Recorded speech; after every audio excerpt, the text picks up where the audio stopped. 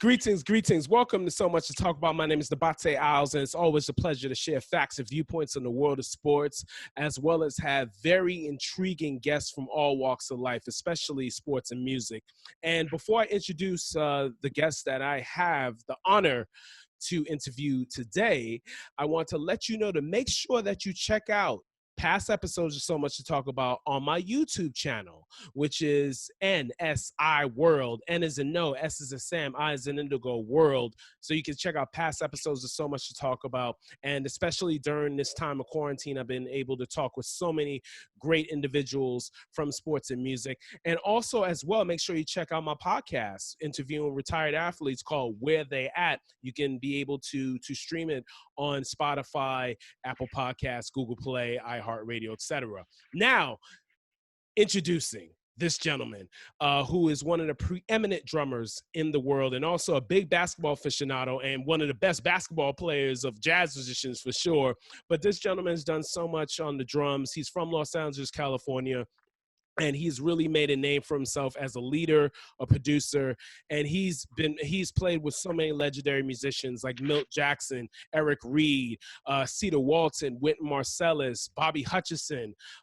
List goes on and on. Larry Willis as well, Dr. Eddie Henderson. I mean, list goes on and on. He is the first call for many musicians in New York and beyond. It is my pleasure to introduce the one and only Mr. Willie Jones III. How are you, sir? What's happening, Nabaté? Thank you for having me, man. My pleasure, and Yes, such sir. an honor to talk with you. And I'm glad we're catching up too, and everyone as well, your family as well, your wife Zooey, who's a great publicist at Jazz and Lincoln Center. Everyone's doing well, right? Everybody's well. Yeah, she's doing well. Yes, excellent. So yeah, Willie, so tell me what you've been up to since this pandemic hit in basically early March, but it really affected us in mid-March. Talk about what you've been up to and everything. Yeah, I mean, like my last gig was March 14th, Wow. I believe. So Wow. I mean, I've been chilling since then. I've been doing a lot of stuff online. Mm-hmm. You know, I teach at Northwestern. So I've been still giving drum lessons online, and that's been keeping me busy with my students and whatnot. And but basically, the rest of the year, I had 3 tours get canceled. Oh. And yeah. I mean, it's just back to square one. But it's kind of like now I'm like, as far as going back to like practicing, because I mean, I have a lot of time on my hands. And Same here. Yes, sir. Try to plan for 2021. Yes. Because this year is a wash, I believe. Yeah. 2020 as far as the clubs opening up and whatnot. It's not looking too good.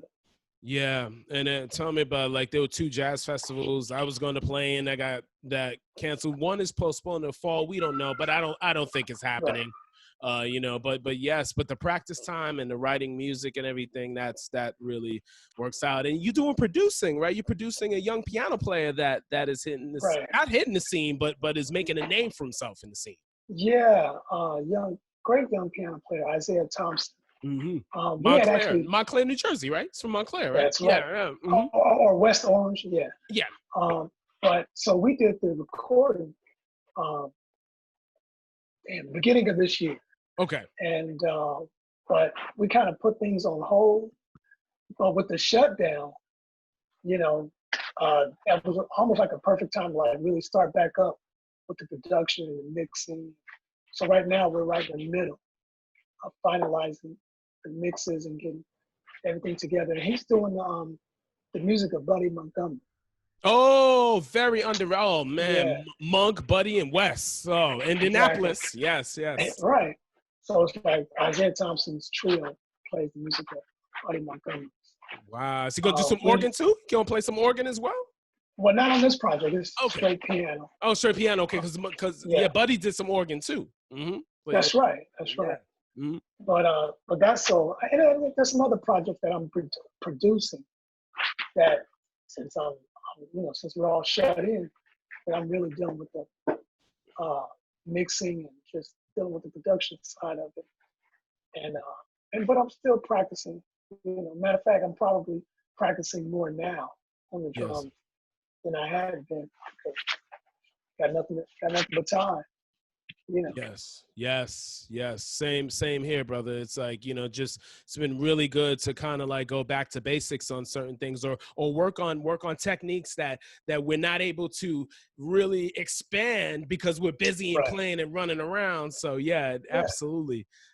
Wow, talking to the great Willie Jones III, tremendous drummer, and also basketball aficionado. We're going to talk some basketball a little bit later. But Willie, please talk about your WJ3 Records, excuse me, your record label, and how you've been able to really be able to take your artist mindset of how you approach the drums into being an entrepreneur. Yeah, well, I mean, they're two separate. Well, they're not separate, but the drumming thing, being a jazz drummer, that's something I always wanted to do, like my whole life. Yes, like that's what I am. That's what I was born into, and that's what I'm doing for a living. But at some point, it was always through my parents, and then later on through Billy Higgins. It was always pressed upon me to own your music, ownership.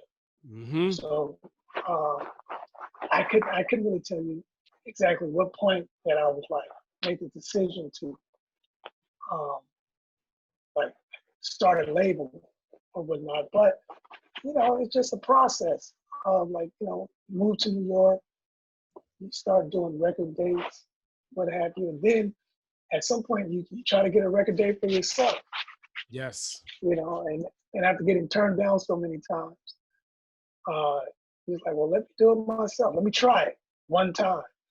So that's how it evolved.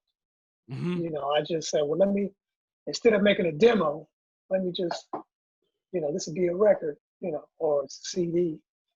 And I mean, with technology, the way technology has developed over the years, I mean, you have everything at the tip of your fingers. Like you could do it yourself. For one project turns to two projects. So now we're basically like 20 projects deep, so wow.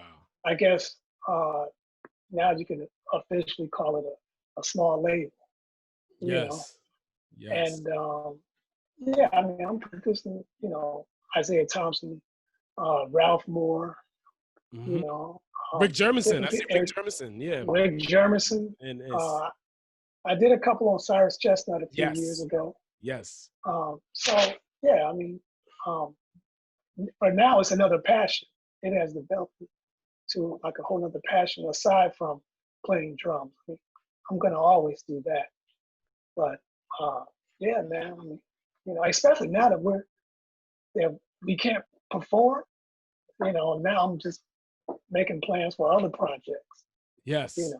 Taking notes and like, okay, do this, and then once things open up, we'll continue on with it. That's right. And when do you see like clubs, like all the jazz clubs opening up, and what do you see what provisions can they do? Because sports, they've been thinking about that and making that happen, but I think some provisions could be made for clubs, like, and everything, especially in the fall. Like, what do you think they could be able to handle that? And maybe do something unified. Maybe all the club owners do something unified in this city. Yeah. With the clubs, it might be kind of rough. I mean, because clubs can only fit so many people. Right. So definitely you're gonna have to put a percentage. Yeah. Yeah. So if you're looking at a club that maybe fits 150 people, 120 people, so now you're like, well, we got to cut that in half, or maybe only fit 60 people. I mean, like that profit margin is like that's going to hurt, you Yep. know. Yep.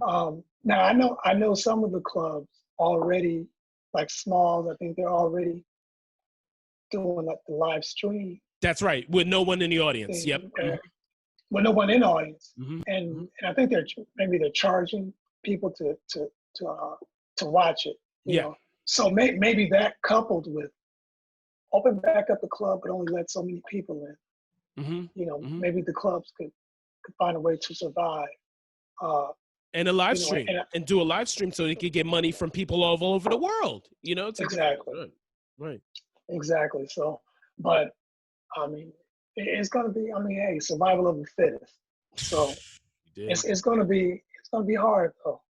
I mean, yeah, for jazz clubs, but then again, even for festivals, it's going to be difficult because I mean, like clubs in Europe where you have all these venues where people are used to just standing next to each other, you know, in such close proximity. It's like you can't do that anymore. Yeah. I mean, at least for the foreseeable future until you know things change and everything. But yeah, I mean, I'm optimistic though. Yes. Yes, sir. So we'll see what happens. Very optimistic, no doubt. And talking here with Willie Jones III, one of the great drummers in the world. And Billy Higgins is my favorite drummer.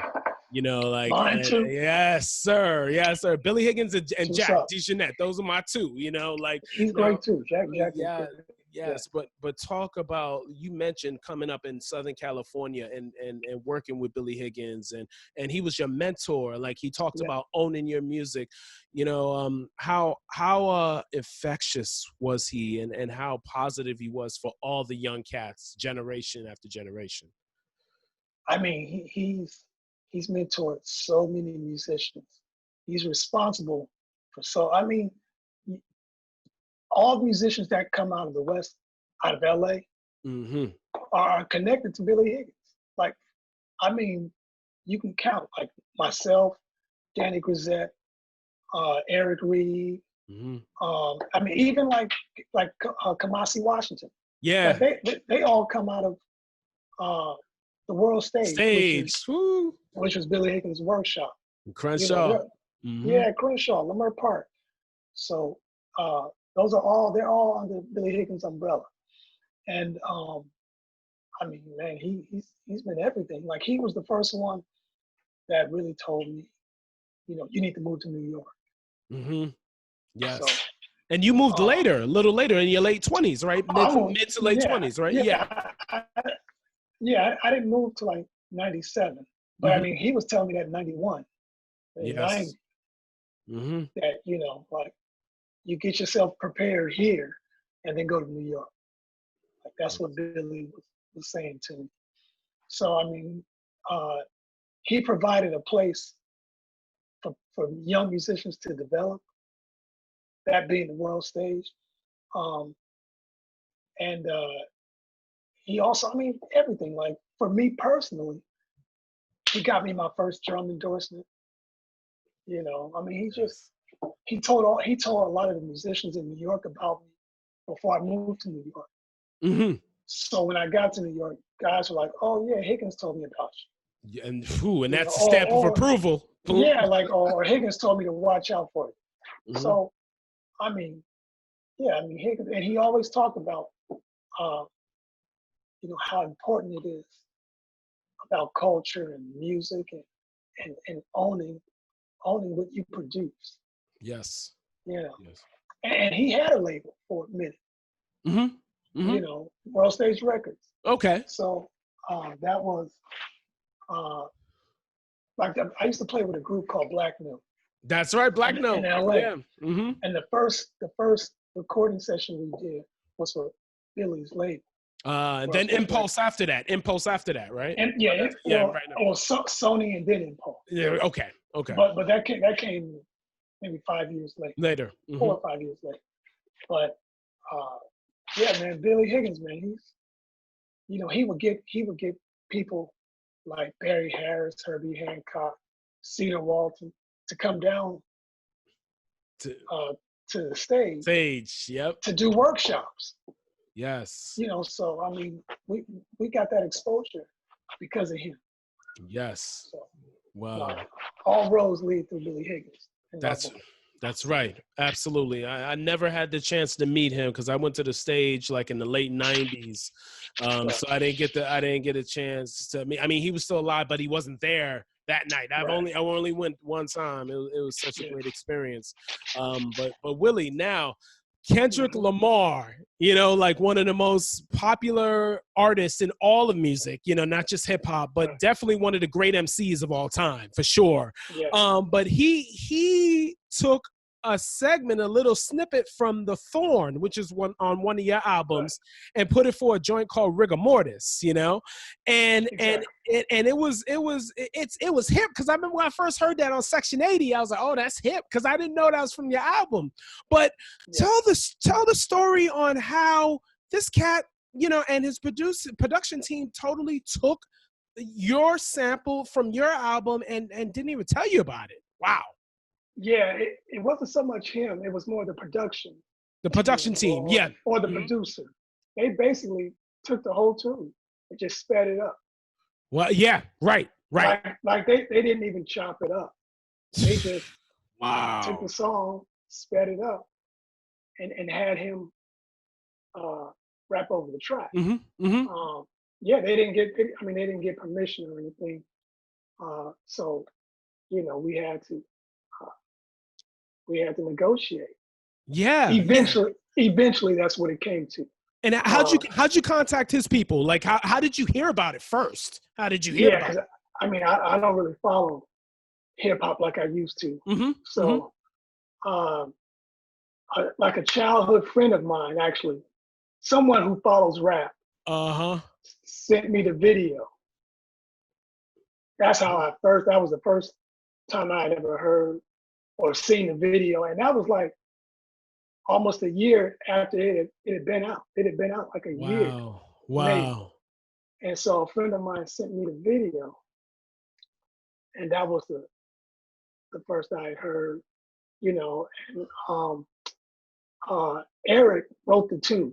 Okay. But I own the master. Eric Reed. Eric Reed wrote the tune, and it was on my recording, and I own it.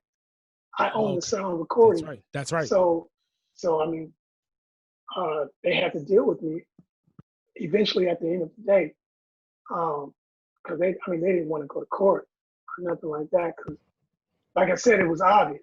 But it took a while to get in contact with them because we reached out to them, to the production team, to their legal people, their legal representative, and in the beginning they weren't trying to hear anything, Oh, really? Okay. Yeah. Yep. So, but then eventually, once we filed the lawsuit, then they were like, "Let's come to the table. Let's do a settlement."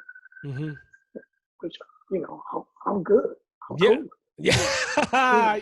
Yes, sir. But really, like it wasn't so much Kendrick. I mean, he's the artist, but it was really the producer who, made the beat, and he didn't get permission or anything. So right. Well, he had it, but see, I mean, it just goes to show a lot of times the people in that world, they think, oh, jazz musicians, like they think we starving or something.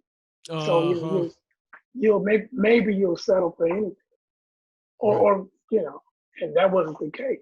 Yeah, it's like, hey, you gotta come to the table, because at first we were like, hey, let's do the right thing, I mean, and they weren't responding in the beginning.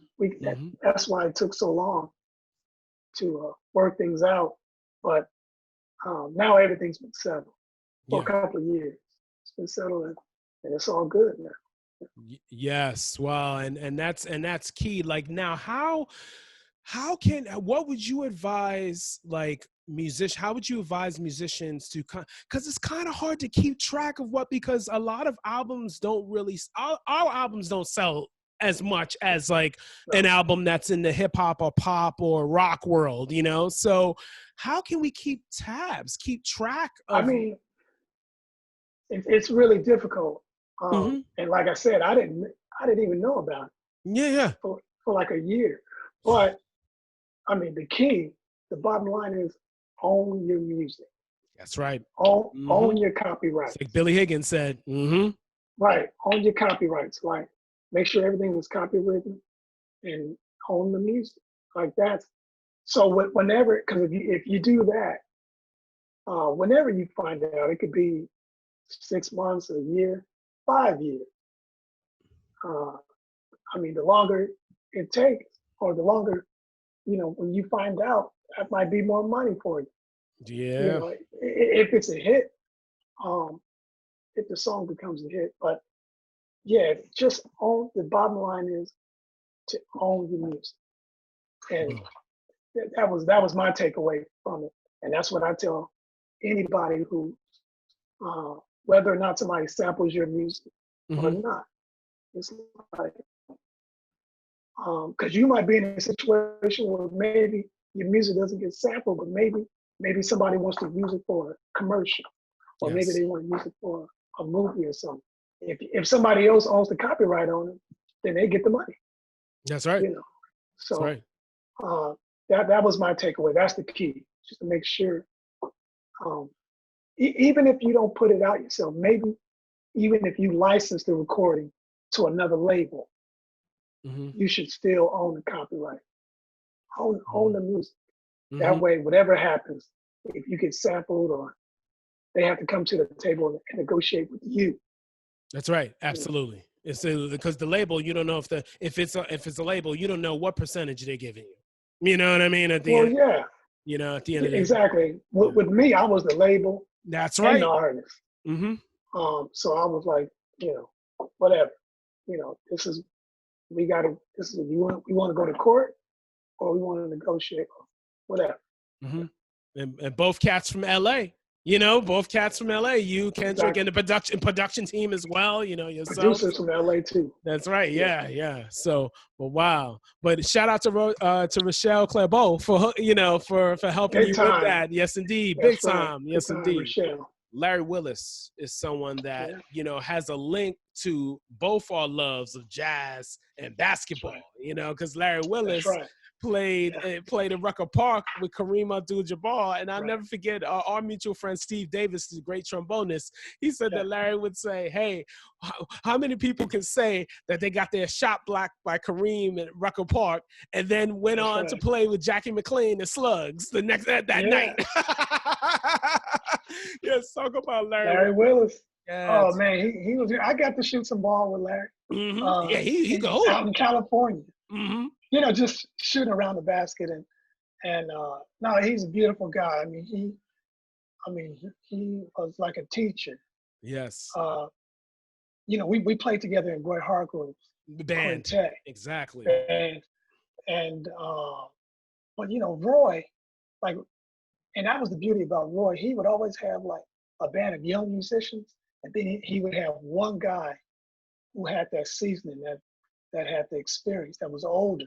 And mostly pianists. And usually it was a pianist. Yes. That would to steer things in a certain way and give it that, that maturity. And that was Larry Willis.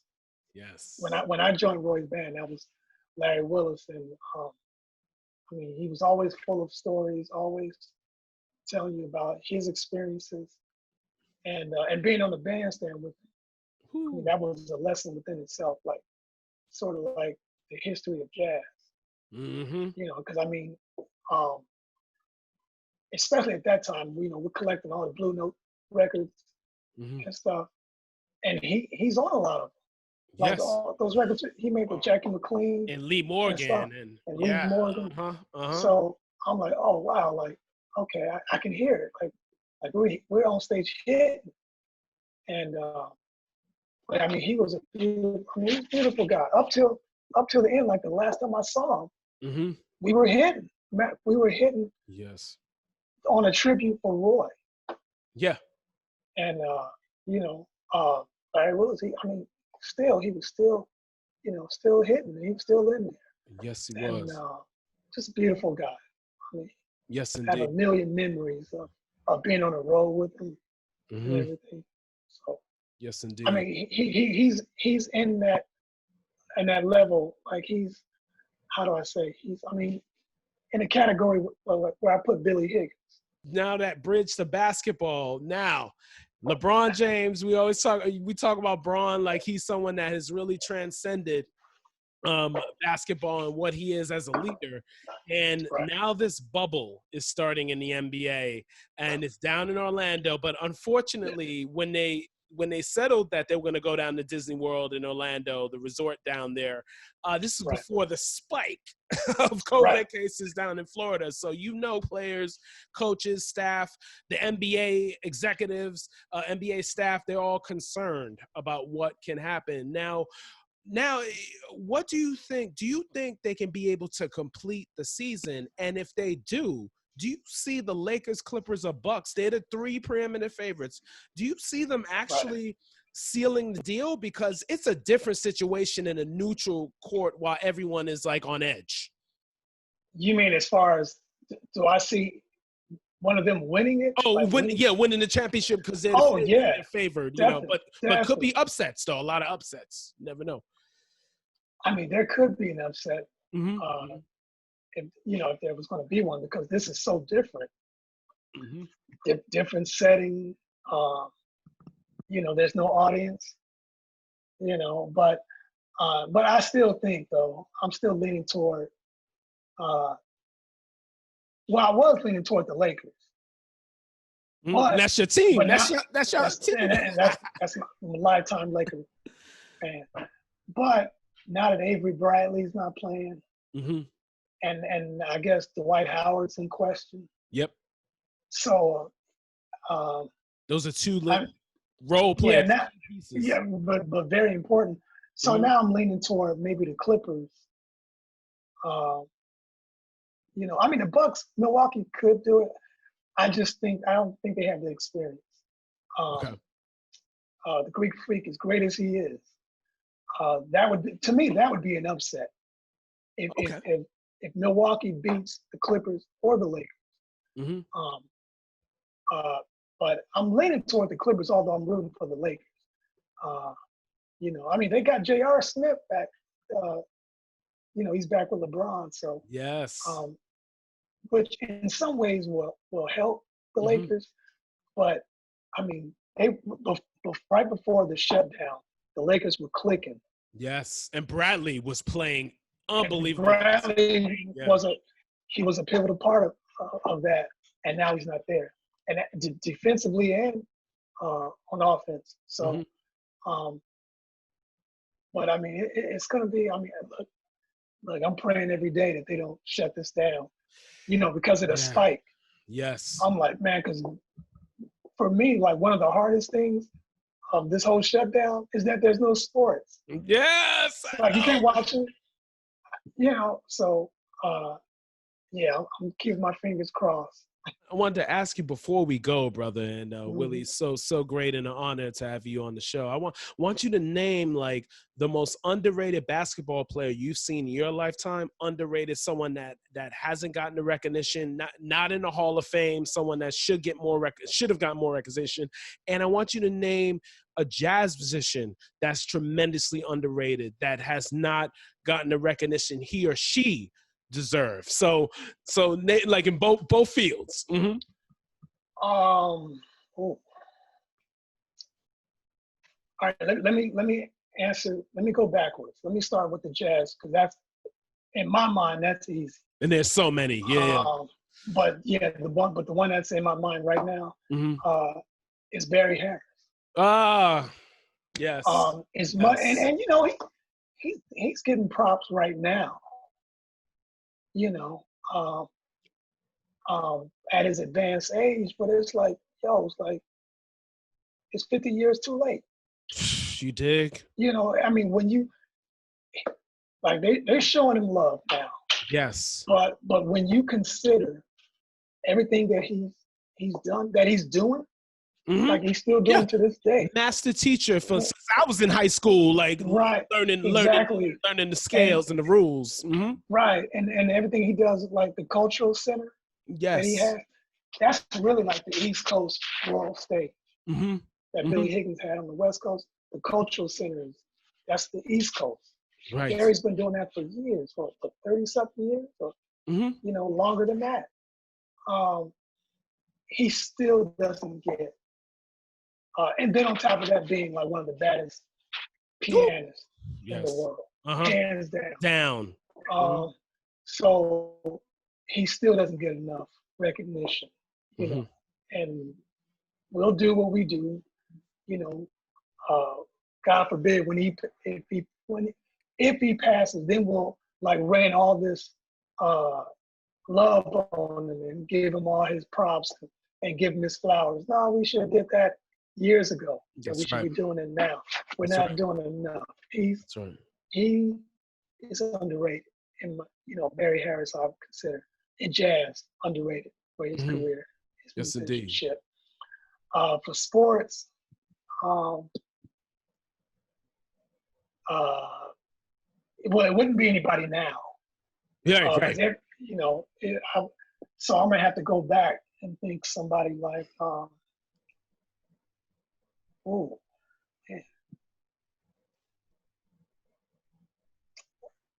okay, I'm gonna say a name. I don't even know if he's in the Hall of Fame. He may be, he may not. I'm not sure. But downtown Freddie Brown. That is a great those Seattle teams. 79 champs. Yes. Right. Yes. One of the baddest backcourts. Oh, him and Gus. History. DJ. Yeah, you're right, because the starting backcourt was DJ and Freddie and Gus Williams. And Gus Williams, right? Freddie was off the bench. You're right. Freddie was coming off the bench. Still dropping 30. Like he was. I mean, they didn't have the 3-point line back then, but he was shooting back from deep. Yes. He's someone that like you don't even hear his name now. Yeah, right. And it's like they played in the 1800s or something. It's like you never hear Freddie Brown. Like, I mean, matter of fact, they won the title the year before Magic and Showtime started. That's right. So I mean, they was right there with Lenny Wilkins as the coach. But he's underrated. And then also another guard that I'm thinking of, if I can name two. Sure. This dude, I can't think of his name. He played guard. He played for LSU. Chris Jackson? Chris Jackson. Yes, Mahmoud Abdul-Rauf. Yes. Mahmoud Rauf. Yes. He was the original Stephen Curry. Right. Exactly. Like seriously. Exactly. Like back when the game was more physical, he was shooting those jump shots from deep. And Shaq always gives them love because they were made to LSU. Yes. Nah, his career didn't last that long. Right. Right. He had the issue with the flag banner, with the flag. 2 decades before. He was ahead of his time with it. Yeah, and I think they blackballed him. Of course. Cut his career short. But again, he's somebody, Shaq shows him love, but people don't really speak about him. Like people speak of when they see Stephen Curry, they're like, oh, we've never seen that before.